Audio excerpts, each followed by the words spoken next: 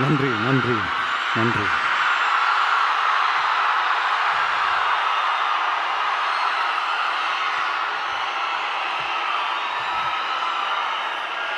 நான் போன மீட்டிங்கில் வேலூரில் பேசும்போது சொல்லியிருந்தேன், தமிழ்நாடு தான் விஜய், விஜய் தான் தமிழ்நாடு அப்படின்னு நான் சொல்லியிருந்தேன். அது ஏன் அப்படி சொன்னேன் அப்படின்னா, தமிழ்நாட்டு மக்களுடைய ஒரே பிரதிநிதியாக, உண்மையான ஒரு பிரதிநிதியாக நாம் மட்டும்தான் இருக்கிறோம் அப்படின்றதுக்காக தான் அப்படி நான் சொன்னேன். அப்புறம் அந்த தேர்தல் பற்றியும் நான் சொல்லியிருந்தேன். தமிழ்நாடு வர்சஸ் ஸ்டாலின் சார், அதாவது விஜய் வர்சஸ் ஸ்டாலின் சார், அதையும் நான் சொல்லியிருந்தேன். அப்புறம் இன்னொரு கேள்வியும் கேட்டிருந்தேன். இது தமிழ்நாடு சட்டசபைக்கான ஒரு தேர்தல், இதை ஏன் தமிழ்நாட்டுக்கும் டெல்லிக்குமான ஒரு எலெக்ஷன் சொல்கிறீங்க அப்படின்னு நான் கேட்டிருந்தேன். உடனே விஜய் பாஜகவுக்காக பேசுகிறாரு அப்படின்லாம் திருச்சி பேச ஆரம்பிச்சிட்டாங்க. அப்புறம் ரெகுலராக ஒன்று பண்ணுவாங்கல்ல, நம்மளுடைய சிறுபான்மை சகோதரர்களை பயமுறுத்தி பயமுறுத்தி ஒரு ஏமாத்து வேலை ஒன்று செய்வாங்கல்ல, அது இனிமேல் அவங்களால தொடர்ந்து செய்ய முடியாதுன்னு அவங்களுக்கு தெரிஞ்சு போச்சு. அதனால தான் நான் என்ன பேசினாலும் அதை திருச்சி பேசுறது, அந்த தில்லு முள்ளு வேலைகள்லாம் அவங்க செய்ய ஆரம்பிச்சிட்டாங்க. சென்னையில் டெல்லி டெல்லின்னு கூவுறதும், அடிக்கிற கொள்ளைக்கு ரைடு வந்துட்டா டெல்லிக்கு வெள்ளை கொடை பிடிக்கிறதும்,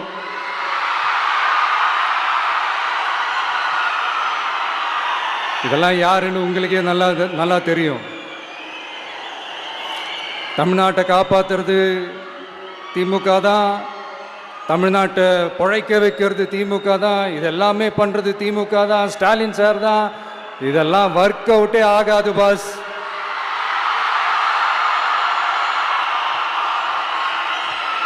சின்ன பசங்களாம் சொல்ல ஆரம்பிச்சிட்டாங்க, ஓம் சக்தி பராசக்தி, திமுக ஒரு தீய சக்தி.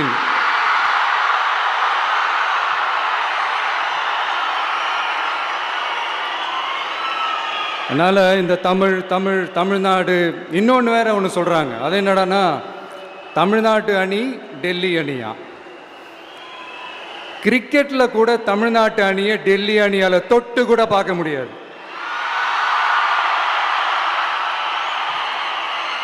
அப்படி இருக்கும்போது கிரிக்கெட்லேயும் விசிலை போடுறது தமிழ்நாடு தான், சிஎஸ்கே.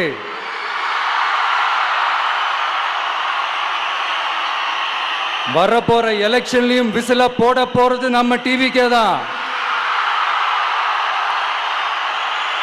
தமிழ்நாடு தான் டிவிக்கே தான் தமிழ்நாடு. இந்த அணி அந்த அணி டெல்லி அணி இதெல்லாம் அனைத்தும் உடைஞ்சி நொறுங்கும், டிவிக்கே அடிச்சு நொறுக்கும்.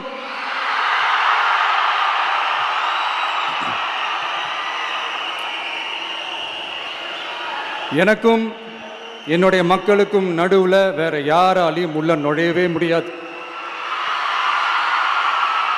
இது ஒரு அம்மா பையன் உறவு, அப்பா புள்ள உறவு, அண்ணன் தங்கச்சி உறவு, அண்ணன் தம்பி உறவு, அக்கா தம்பி உறவு. இது சும்மா ஒரு எலெக்ஷனுக்கு வந்த உறவு அப்படின்னு நினைச்சிடாதீங்க. இது இயற்கையாகவே அமைஞ்ச உறவு. இது எவ்வளோ டீப்பான உறவுன்றது நான் உணர்ந்திருக்கிறேன். அதே மாதிரி நம்ம தமிழ்நாடு மக்களும் இதை உணர்ந்து இருக்கிறாங்க. இன்னும் சிம்பிளாக சொல்லணும்னா, மற்றவங்களுக்கு வேணா இது எலெக்ஷன், ஆனால் எனக்கும் என்ன நேசிக்கிற மக்களுக்கும் இட் இஸ் an emotion.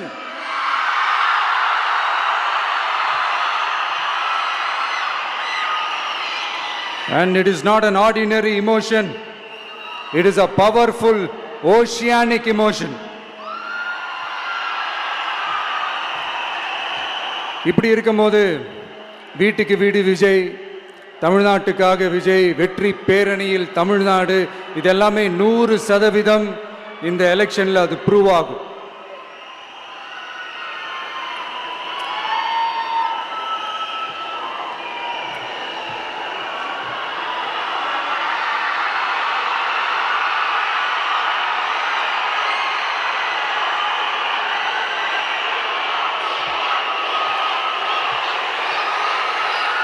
நீங்க எல்லாரும் எனக்கு இன்னொரு உறுதிமொழியை ஒன்று கொடுக்கணும்.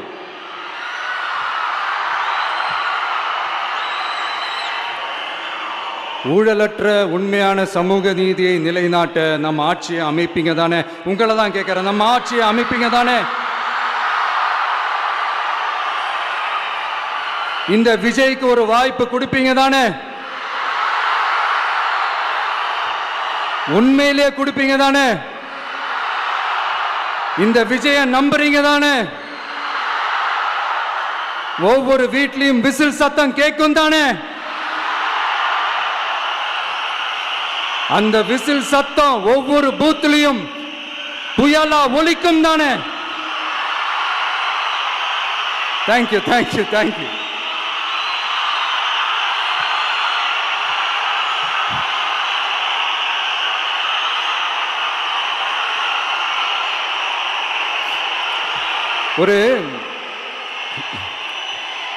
ஒரு டாக்டர் இருக்காருன்னா நாம் எப்போ அவரை பற்றி யோசிப்போம்? இப்போ நமக்கு ஏதாவது உடம்பு சரியில்லை அப்படின்னா அவரை யோசிப்போம், அவர் ஞாபகம் வரும். அது மாதிரி நமக்கு ஏதாவது ஒரு பிரச்சனை அப்படின்னா ஒரு வக்கீலை தேடிப்போம், அவர் ஞாபகத்துக்கு வருவார். இது மனித இயல்பு. அந்தந்த பிரச்சனை வரும்போது நம்ம அவங்கவுங்கள தேடி போவோம். ஆனால் ஆன் அ டெய்லி பேசிஸ் நம்ம சும்மா சாப்பிடும் போது கூட நம்மளை அறியாமல் ஒருத்தவங்களை பற்றி நினைப்போம், நம்மளை அறியாமல் அவங்களுக்கு நாம் நன்றி சொல்லுவோம். அந்த மதிப்பிற்குரிய அந்த மனிதர்கள் வேற யாரும் இல்லை, விவசாயி, விவசாயி, விவசாயி.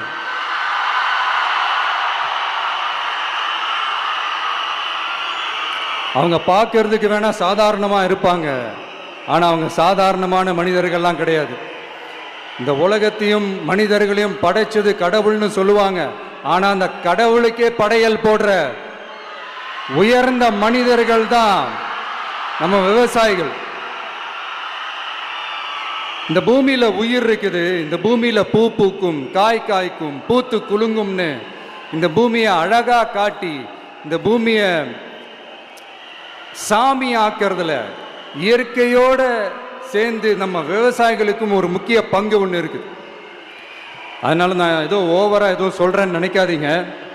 எனக்கு இந்த அடுத்த ஜென்மம் மறுபிறவியை பற்றியெல்லாம் எனக்கு தெரியாது. அது உண்மை அப்படின்னா அடுத்த ஜென்மத்தில் நான் ஒரு விவசாயி குடும்பத்தில் பிறக்கணும்னு ஆசைப்படுறேன்.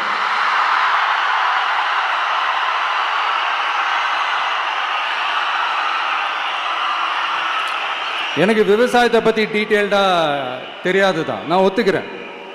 அதனால் மற்றவங்க மாதிரி நானும் டெல்டாக்காரன் தான் அப்படின்னு உங்கள் காதில் டால்டா ஊத்தலாம் நான் வரல. எனக்கு விவசாயத்தை பற்றி டீட்டெயில்டாக தெரியலனா கூட அவங்க படுற கஷ்டங்களை பற்றி எனக்கு நல்லாவே தெரியும். நம்மளுடைய முதல் அரசியல் பயணம் தொடங்கினதே அந்த பரந்தூர் விஷயத்தை கையில் எடுத்து தான். அதனால் நம்மளுடைய இந்த ஆட்சி அமைஞ்சதும் தீர்க்க வேண்டிய முக்கியமான பிரச்சனைகளில் நம்மளுடைய விவசாய பிரச்சனைகளும் ஒன்று. முதல்வர் அவர்களுக்கு இந்த மாதிரி நீங்கள் அது செஞ்சிட்டேன் இது செஞ்சிட்டேன் அப்படின்னு நிறையா பெருமையாக சொல்லிக்கிறீங்களே, ஒரு அடிப்படை ஒரு பிரச்சனையை பற்றி ஒன்று பேசுவோமா? கொஞ்ச நாளைக்கு முன்னாடி ஐநா சபை ஒரு ரிப்போர்ட் ஒன்று வெளியிட்டிருந்தாங்க. அது கூட தினத்தந்தி நியூஸில் கூட வந்துச்சு. உடனே கூகுள் பண்ணி எதுவும் தேடாதீங்க, உங்கள் ஏஜென்சி வச்சு எதுவும் சர்வே கிருவே எடுக்காதீங்க. எதுக்கு உங்களுக்கு சிரமம்? நானே என்னன்னு சொல்கிறேன். தண்ணீர் திவால் அப்படின்ற அந்த தலைப்பில் தண்ணியே இல்லாமல் திவால் ஆக போகுது அப்படின்ற அந்த கட்டுரை படிக்கும்போது உண்மையிலேயே மனசுக்கு ரொம்ப பகீர்னு இருந்தது. இந்தியாவிலேயே அது முக்கியமாக நம்ம தமிழ்நாட்டில் இன்னும் கொஞ்ச காலத்திலேயே தண்ணியே இல்லாமல் திவாலாக போகுதான். அதுக்கு காரணம் நிலத்தடி நீரை பாதுகாக்காமல் விட்டது தான் காரணமாக. மண்ணையும் மணலையும் கொள்ளையடிச்சா பின்ன வேற என்ன நடக்கும்? மலைகளை முழுகினா பின்ன வேற என்ன நடக்கும்? கனிம வளங்களை கொள்ளையடிச்சா பின்ன வேற என்ன நடக்கும்? இந்த மணல் கொள்ளையில் ஈடுபட்டவங்களை மேலே நீங்கள் சரியாக நடவடிக்கை எடுக்கலைன்னு அது போதுமானதாக இல்லை அப்படின்ட்டு சென்னை உயர்நீதிமன்றம் சொன்னிச்சே, மறந்துட்டீங்களா? இந்த மணல் கொள்ளை, கனிம வள கொள்ளை, இதுக்கெல்லாம் காரணம் மணல் மாஃபியா குரூப் தான் மதுரை உயர்நீதிமன்றம் அந்த கிளை சொன்னிச்சு. அதை மறந்துட்டீங்களா? இந்த மணல் மாஃபியா குரூப்புக்கு ஆதரவு அளிக்கிறது யாரு? உங்க திமுக கவர்மெண்ட் தானே. அது இல்லைன்னு சொல்ல முடியுமா? அவங்களோட டீலிங்ல இருக்கிறது யாரு? நீங்க தானே. அது இல்லைன்னு சொல்ல முடியுமா? தண்ணி திவாலாக போகுது, மணல் திவாலாக போகுது, கனிம வளம் திவாலாக போகுது. மொத்தத்தில் உங்க ஆட்சியில தமிழ்நாடு திவாலாக போகுது. கடன் மேல கடன் வாங்கிட்டு உங்க கவர்மெண்ட்டே குப்பராட்சி படுத்துக்குச்சு. உங்ககிட்ட பேசுறதும் ஒண்ணுதான். சரி, அதை விடுங்க.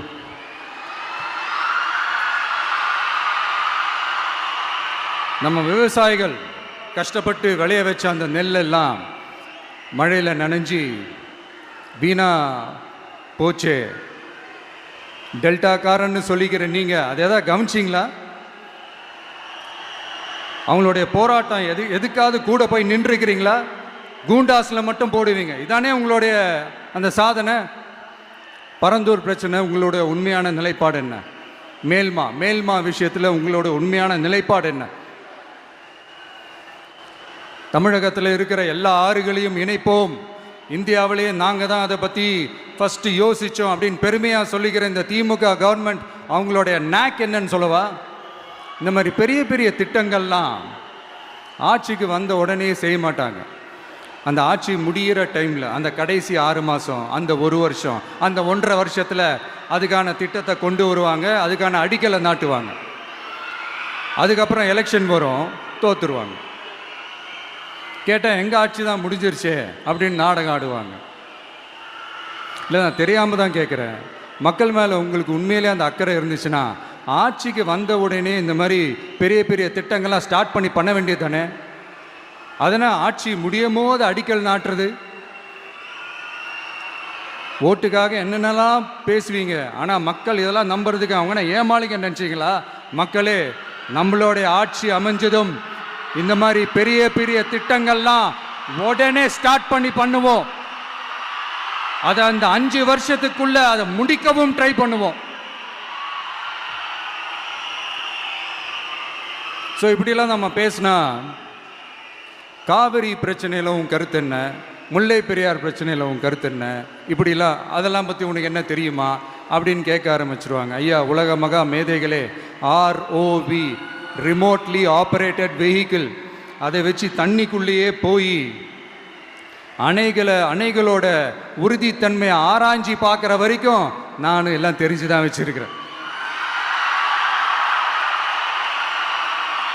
ஒருத்தன் சைலண்டாக இருக்கான், அமைதியாக இருக்கான்னா உடனே அவனுக்கு எதுவுமே தெரியாதுன்னு நினச்சிடாதீங்க. சும்மா கருத்து சொல்லிக்கிட்டு கம்பு சுற்றிக்கிட்டு இருந்தால் எல்லாமே நடந்துருமா? நசன் பேசி அதை கேட்டு மக்கள் வெறுத்து போயிட்டாங்க. உருப்படியா ஏதாவது யோசிங்கயான்னு மக்கள் நினைக்கிறத யாருக்கு தெரியுதோ தெரியலையோ, எனக்கு அது நல்லாவே தெரியுது. உரிய இடத்துக்கு போய் சம்பந்தப்பட்டவங்களோட பேசி அதுக்கான சொல்யூஷன் என்னன்னு தெரிஞ்சுக்கிட்டு அதை ப்ராப்பராக எக்ஸிக்யூட் பண்ணணும். அடுத்து, நம்மளுடைய கடல் விவசாயிகளான நம்மளுடைய மீனவர்களுடைய பிரச்சனைக்கு அப்பப்போ எந்திரிச்சு கடிதம் எழுதிட்டு திரும்ப தூங்க போயிடுவார்.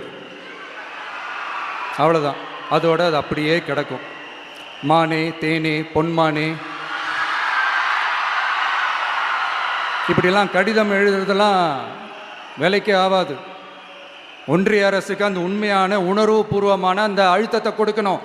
நம்ம மீனவர்கள் மேல அவங்க கையே வைக்கக்கூடாது, கையே வைக்க விடக்கூடாது.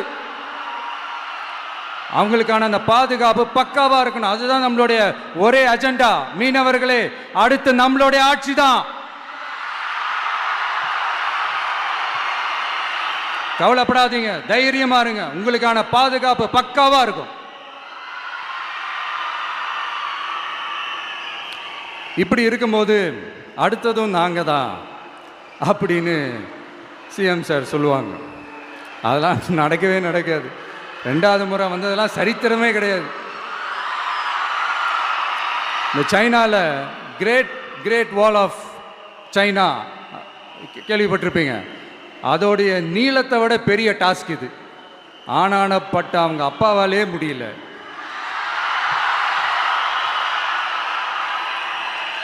நான் முன்னாடியே சொன்ன மாதிரி உரிய இடத்துக்கு போய் சம்மந்தப்பட்டவங்களோட பேசி அதுக்கான சொல்யூஷன் என்னன்னு தெரிஞ்சுக்கிட்டா அதை எக்ஸிக்யூட் பண்ணுறது தான் ஒரு தெளிவான அரசியல். சும்மா ஆறுதல் சொல்கிறதெல்லாம் தெளிவான அரசியல்லாம் கிடையாது. அதெல்லாம் ஒரு ஹம்பக் அரசியல். அரசியலுக்கு வந்துட்டா கலெக்ஷன் பார்க்கலாம் அப்படின்றதெல்லாம் அரசியல் கிடையாது. உண்மையிலே மக்களுக்கான அந்த உழைப்பு இருக்கணும். அதனால தான் நாம் அரசியலுக்கு வந்திருக்கிறோம். இது எதிரிங்களுக்கு நல்லாவே தெரியும். அதனால தான் நம்மளை சுற்றி அத்தனை சதிகள். அதில் முக்கியமான சதி என்ன தெரியுமா? இதை பாரு, ஒன்று நீ இல்லைனா நான் இல்லைனா நீ இல்லைனா நான். நமக்குள்ள வேற எவனும் நடுவில் வந்துடக்கூடாது. நாம 2 பேரால மட்டும்தான் மக்களை ஈஸியா ஏமாற்ற முடியும். இந்த விஜய் வந்ததுனால நமக்கு பொழப்பே போச்சு. மக்கள் வேற அவனை தான் நம்புறாங்க. நாம வெளியே அடிச்சுக்கிற மாதிரி அடிச்சுக்கிட்டாலும் உள்ள நம்மளுடைய டீலிங் பக்காவா இருக்கணும். மக்களோட ஃபீலிங்ஸை பற்றிலாம் நமக்கு கவலை இல்லை. நமக்கு டீலிங் தான் முக்கியம். மாற்றி ஆட்சிக்கு வந்துடலாம்னு நினைச்சோம். ஆனால் அது நடக்காது போல் இருக்கு. அதனால நீ என்ன பண்ற? எஸ்ஓபின்னு போட்டு ஒரு பக்கம் அவனை தடுத்துரு, இன்னொரு பக்கம் அவன் மேல பழி போட்டு நானும் தடுத்துடுறேன். என்ன ஓகேவா? டீலிங் ஓகேவா? ஓவர்.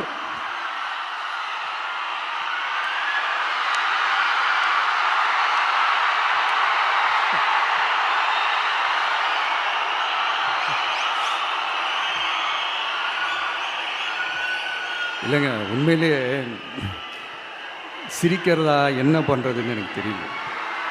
உண்மையிலே இப்படி தான் இருக்கு அவங்க டீலிங்லாம்.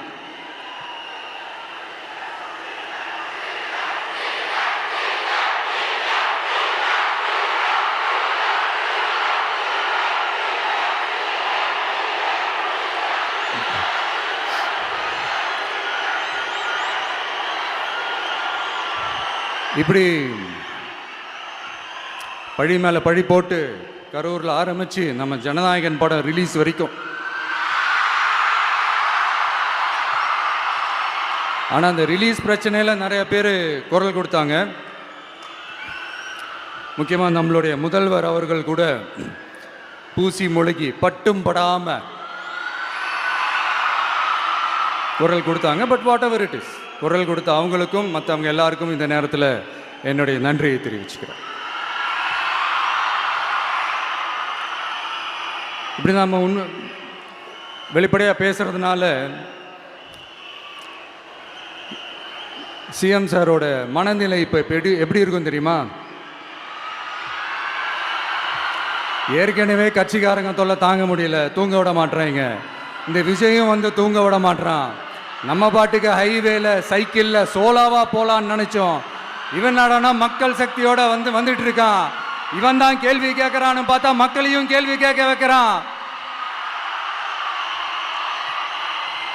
1000 ரூபாய் கொடுத்துட்டு இருந்தோம், 5000 ரூபாய் கொடுத்து ஏமாத்தலான்னு பார்த்தா அதையும் கேள்வி கேட்க வைக்கிறான். விசில் சத்தம் வேற விண்ண முட்டுது. கூட்டணி கட்சிகள் தொல்லை வேற தாங்க முடியல. இவன் பண்ற பிரச்சாரத்தையாத்த முடக்கலான்னு பார்த்தா அப்பவும் மக்கள் அவன் பின்னாடி தான் நிக்கிறாங்க. என்ன பண்றது ஏது பண்றதுன்னு தெரியாத ஒரு மனநிலையில இருப்பாரு.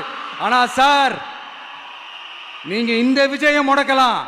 ஆனா ஒவ்வொரு வீட்டில் இருக்கிற ஒவ்வொரு விஜயையும் உங்களால முடக்கவே முடியாது.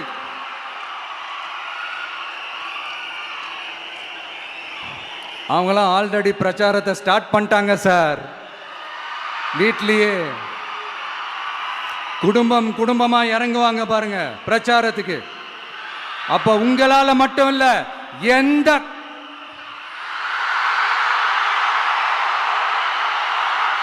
யாராலையும் தடுக்க முடியாது.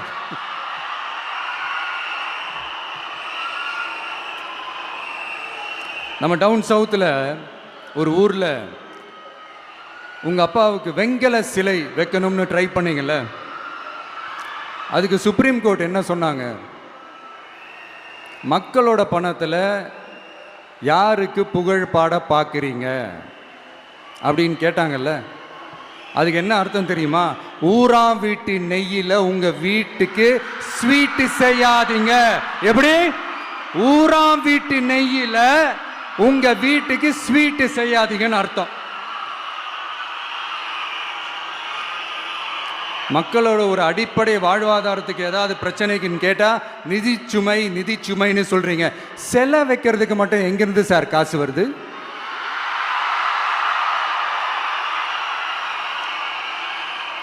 முதல்ல மக்களுக்கு அந்த சோறுக்கு வழி பாருங்க சார். செலை வைக்கிறத பத்திலாம் அப்புறமா யோசிக்கலாம். கேஸ் சிலிண்டருக்கு மானியமா 100 ரூபா தரேன்னு சொன்னீங்களே, என்னாச்சு? கரும்புக்கு ஆதார விலையா 4000 ரூபா தரேன்னு சொன்னீங்களே, என்னாச்சு?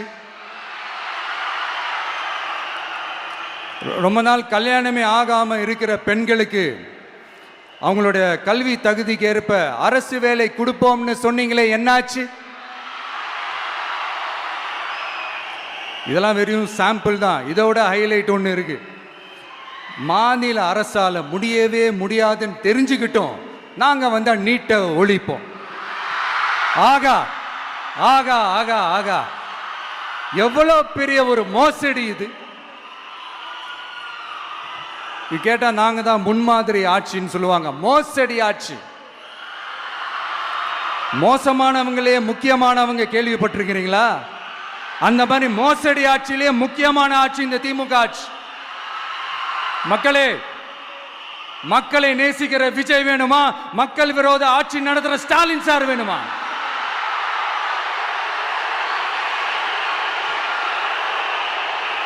இந்த விஜய் நம்புறீங்களா? ஸ்டாலின் சார் நம்புறீங்களா?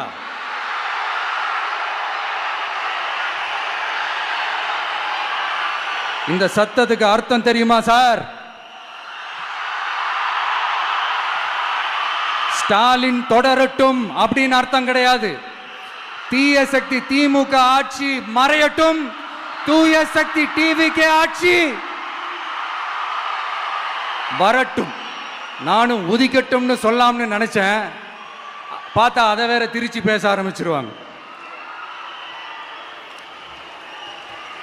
திருநெல்வேலியில், நாங்குநேரியில் இப்போ ரீசெண்டா ஒரே லைன்ல சொல்லணும்னா, நம்ம நண்பர் ஒருத்தர் ட்வீட் போட்டிருந்தாரு, அதையே சொல்றேன். ஸ்டாலின் தொடரட்டும், சட்டம் ஒழுங்கு சந்தி சிரிக்கட்டும். இதுதான் அந்த பிரச்சனைக்கு ஒரே லைன்.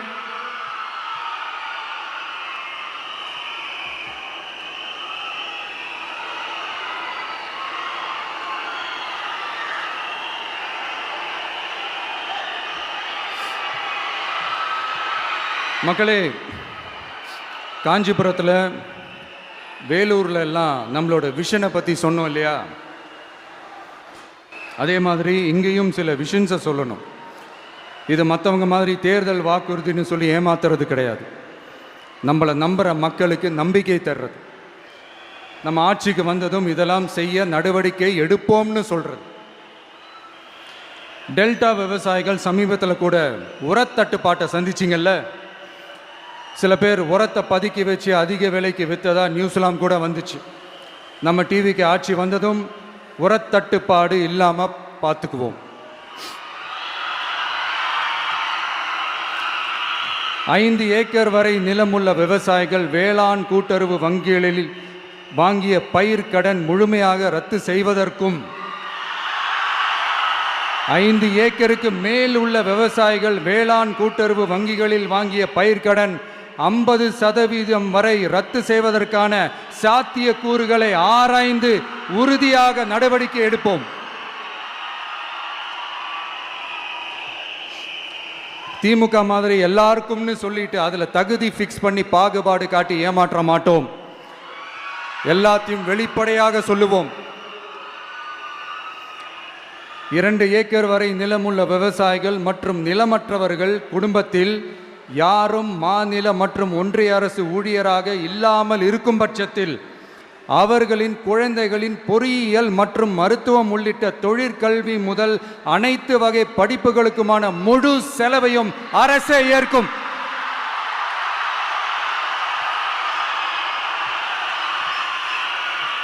விவசாயிகளின் விருப்பத்திற்கு எதிராக எந்த திட்டமாக இருந்தாலும், ஒன்றிய அரசின் நெருக்கடியே இருந்தாலும் அந்த திட்டத்தை உங்களுடைய டிவிகே ஆட்சி முழுமையாக நிராகரிக்கும். எப்போதும் விவசாயிகளின் பக்கமே நம் ஆட்சி நிற்கும். கொள்முதல் நிலையங்களில் முறையாக நெல் மூட்டைகள் பாதுகாக்கப்படும். நெல் முளைத்து வீணாவதை பார்த்து கொண்டு நமது அரசு சும்மா இருக்காது. போதுமான கொள்முதல் நிலைய வசதிகள் ஏற்படுத்தப்படும். அதே போல கொள்முதல் நிலையங்களில் கொள்முதல் செய்வதற்கோ மூட்டை ஏற்றி இறக்கவோ ஒரு பைசா கமிஷன் வாங்காமல் பார்த்து கொள்ளப்படும். அப்படி கமிஷன் வாங்குவது யாராக இருந்தாலும் கடும் நடவடிக்கை எடுக்கப்படும்.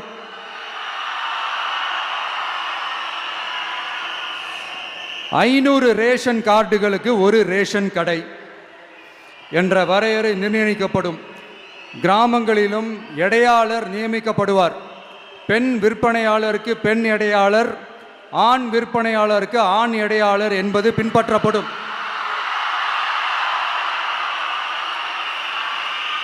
ரேஷன் கடைகளில் அரிசி தவிர அனைத்து பொருள்களும் பாக்கெட் செய்து விநியோகிக்கப்படும்.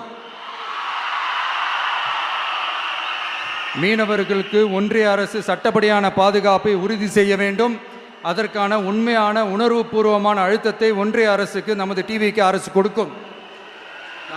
நான் மீண்டும் சொல்றேன். கல்வி, மருத்துவம், ரேஷன், குடிநீர், சாலை வசதி, பஸ் வசதி, இது மாதிரி அடிப்படை விஷயங்களுக்காகத்தான் நம் அரசு முதல்ல முக்கியத்துவம் கொடுக்கும். எனக்கு நம்மளோட குழந்தைகள், நம்ம பெண்கள், நம்ம இளைஞர்கள் லைஃபுக்கு முன்னுரிமை கொடுக்கணும். அரசு வேலை வாய்ப்புகள் மட்டும் இல்லாம தனியார் வேலை வாய்ப்புகளுக்கான வழியையும் உத்தரவாதத்தையும் உருவாக்கணும். அப்படி நாம் உருவாக்கிட்டாலே அவங்களுக்கான ரூட்டை நம்ம இளைஞர்கள் அவங்களே தேர்ந்தெடுத்துப்பாங்க.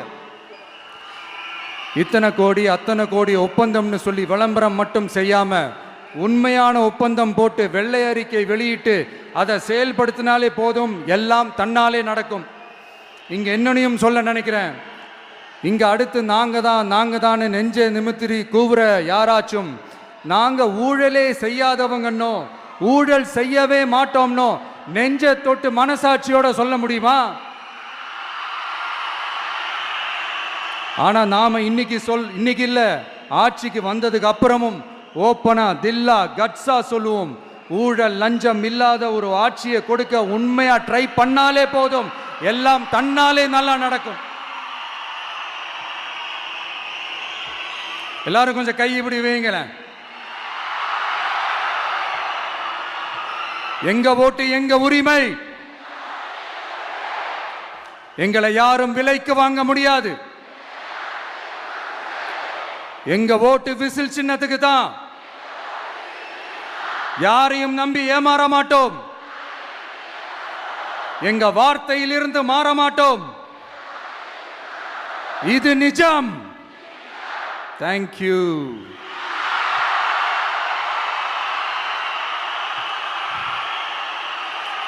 என் நெஞ்சில் குடியிருக்கும் தஞ்சை மக்களே,